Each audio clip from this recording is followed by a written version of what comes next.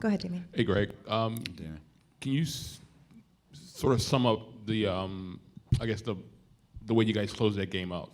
More his the goal that tied up at 2-2, but how did you guys sort of see the group sort of close that game out with the 3 goals after that? Yeah, I think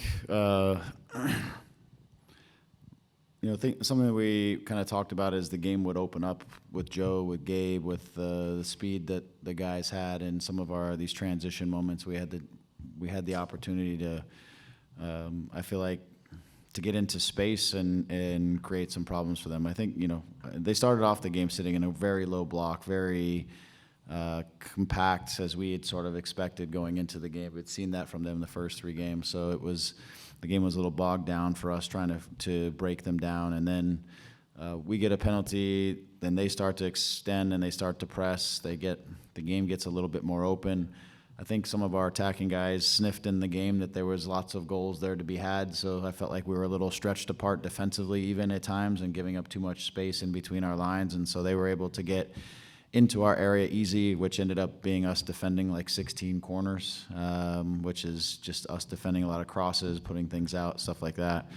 But I felt like if we could do a better job of recovering balls in between our lines, not letting them finish attacks, use those balls in transitions, we kept trying to shift our shape around to try to create some spaces that we could try to penetrate through when we were in possession. So it was an interesting game, just again trying to set up things where we felt like we could create attacks, finish attacks, get into goal scoring opportunities. I felt like Joe probably had at least one more maybe inside of it, but I just felt like once, even at 2, I felt like there were still goals in the game for us. We were getting chances. We were able to get to dangerous areas.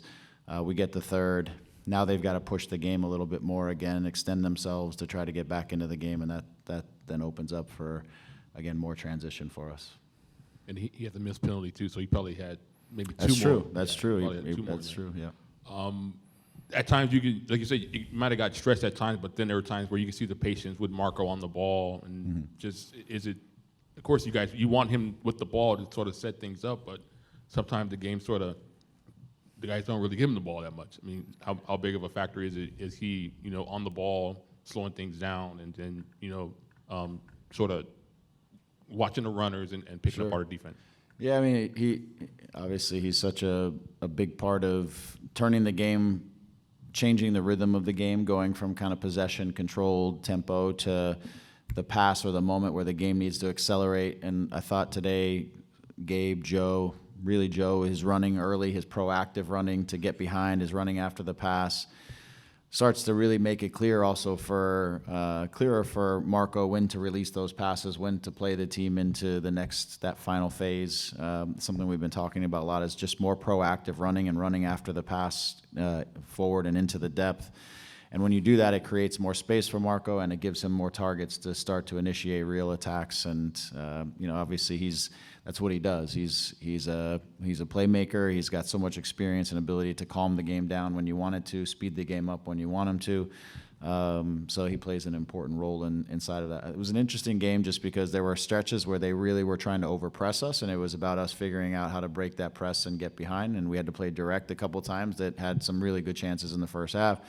Then there was times where they were sitting really low, and we had to be patient, and we had to find ways to break them down and be diligent with it. So it's the type of game that I enjoy because I felt like we took multiple different sort of shapes, if you will, to try to open up spaces where we could do it. Then we had to deal with these high presses, so then we had to be ready for things like that. So the game had a lot of ebbs and flows inside of it, which made it an interesting game. But again, the qualities of our guys were able to see it out, especially when they were able to get space and play in transition. I mean, they didn't have anyone who could really stay with Joe, and Joe was able to get behind on numerous occasions. Gabe was able to get behind a few times and set up some chances. So it was, and Marco's delivering balls. It becomes a good combination. Hey, Coach. We've seen the recent trend where MLS teams are now dominating. They're not just playing against Liga MX team, but dominating them.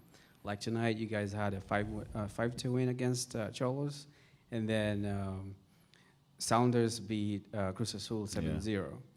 You guys are going to face them on Sunday. What is the team's mentality going into that? And do you see a sense of like kind of MLS teams kind of like rallying themselves up to play against the Liga MX team?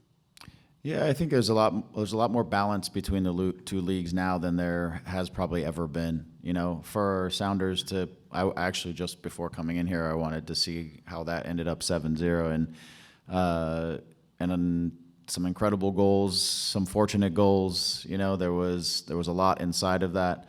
I think we're going to get the best of Cruz Azul, a team that has as much pride and quality as they do. When they lose a game like that, you're going to get the best of them in the next game because of the way they're going to want to come back. I'm sure they didn't love playing on the turf. I'm sure they have plenty of reasons why they felt like it didn't go their way, and they're going to come back and try to show what they're about. So we have to be ready to manage that. I think we're going to get the best version of them, and it's going to be up to us to try to solve those challenges inside the game, and again, figure out whether we're trying to break them down because they're a little lower or when they're pressing us, all those, and manage some really good players on the field. So I love these games, again, because they're not teams that we play all the time, like we see the teams in MLS a lot, and so it's fun to play new opponents, new players, sometimes tactically a little bit different approach, things like that. Like today, Tijuana's setup was just, they're so stretched, even in attack. You know, it's a 4-3-3, fullbacks are really wide, wingers are wide. You know, it's you don't see a lot of that inside of MLS, and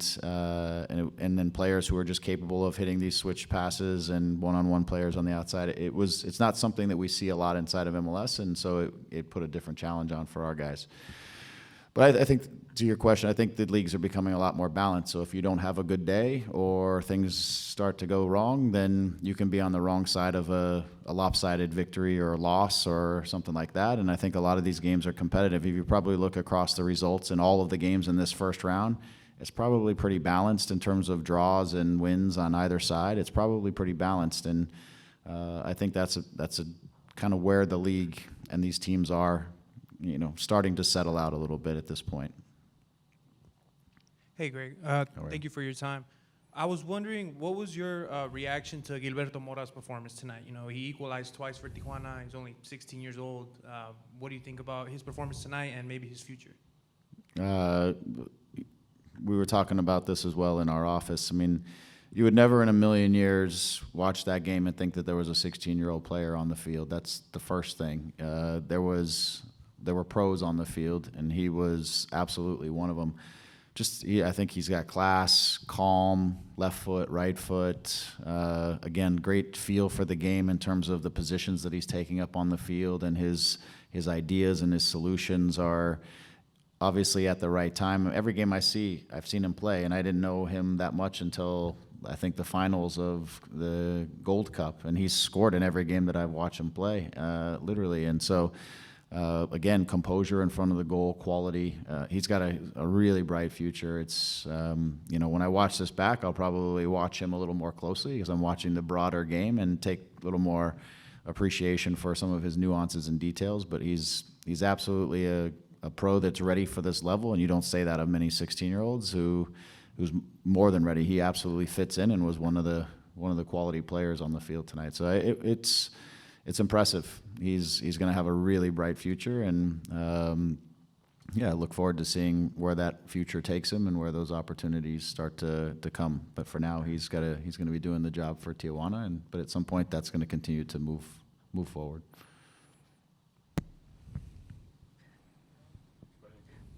Tomaremos preguntas por Zoom. Si tienen preguntas, por favor, levanten la mano. If there are questions on Zoom, can you please use your raise your hand feature?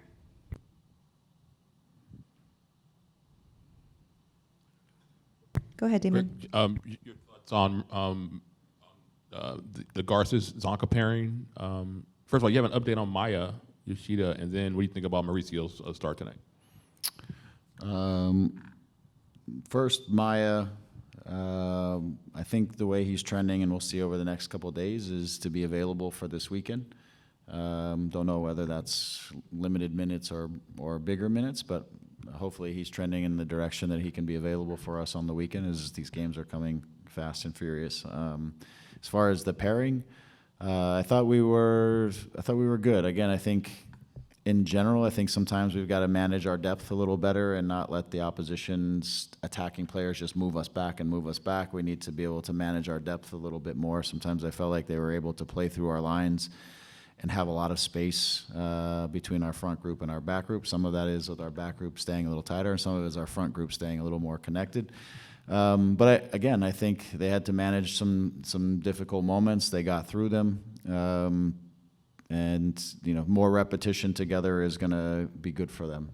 Getting used to their nuances and things like that. So it's again, the two of them together haven't played a ton of games together. So just more and more repetition, I think, can only help them. As far as Mauricio, I think he had a good solid game. Obviously, his running in behind and directness, clever play when he got in the box to cut that ball back, ends up being the first penalty. I thought he defended well in a lot of the stretches. Again, more repetition over larger stretches of the game. Mauricio's done a lot of coming in later in games when we've been pushing to get results, and you see his attacking qualities and his crosses and his runs into the box. And now when you start a game, you've got to manage the larger stretch of the game. You've got to manage ebbs and flows. You've got to manage some defensive moments, good one-on-one player, when the guy in Preciado, the player on the left wing there, is a good shifty player that he had to defend one-on-one, and he was able to run at him a few times. So I think a really good, solid outing for him, and I think he's going to continue to grow inside of the minutes and roles that he's going to take on with the team. Maya, was that a hamstring or groin or? Yeah, it was a hamstring. I think it was a hamstring. So that's what I'm sticking to. Okay, with that last question, we conclude tonight's press conference. Thank you, Coach. Okay, thank you.